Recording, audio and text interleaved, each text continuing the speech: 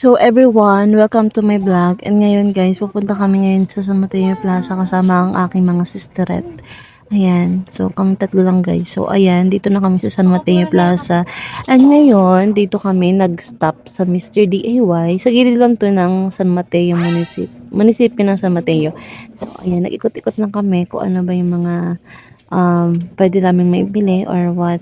Ayan, so ayan, nakichismis ako kung ano yung gusto nila. Ayan, may mga gamit dito na pambahay, na pwedeng pang school, pwede sa lahat. So, dito na makikita yan sa Mr. DIY. So, sobrang mura lang dito guys, kung totoo lang. Grabe. Kung may pera lang talaga ako, white net, bibili talaga ako ng gamit dito.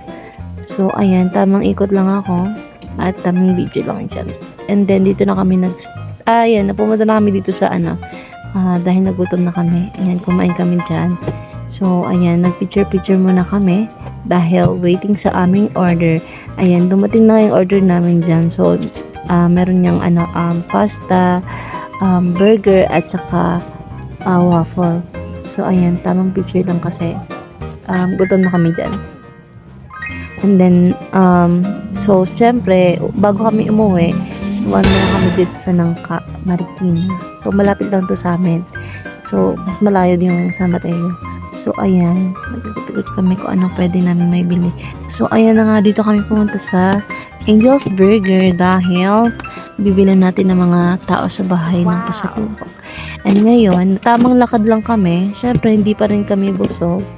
At syempre, gusto namin sulit yung araw na to. At dahil nagugutom kami talaga. And ayan, tuwang-tuwa siya kasi nga bibili siya ng siomai rice niya. Dahil ako ayoko mag-rice. Dahil kakain na naman tayo sa bahay niya. So ayan, nakabili siya ng siomai rice. Dito lang yan sa tapat ng elementary school. So murang-mura lang dito guys. Meron din siomai na plain, meron din na siomai rice talaga. So 4 na piraso lang siya guys. So hindi na kayo mabibitin dyan. Sulit naman yung mababayad niyo dyan. At ang sobrang sarap. Yan. So, ayan na nga sa kanya. Naka-order na siya. Ayan, naka-order na siya ng siomai rice niya. And yung flavor na binili niya ay pork. So, kayo na mismo magtitimpla niyan. Kung ano yung gusto niyong timpla. And then, ayan na nga.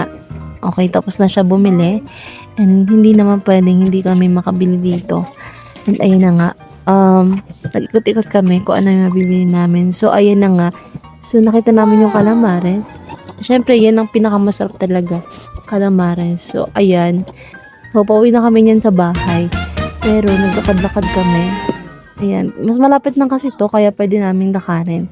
Ayan. Tamang lakad lang habang kumakain ng mga person. So, ayan. May mga flower dito sa shop.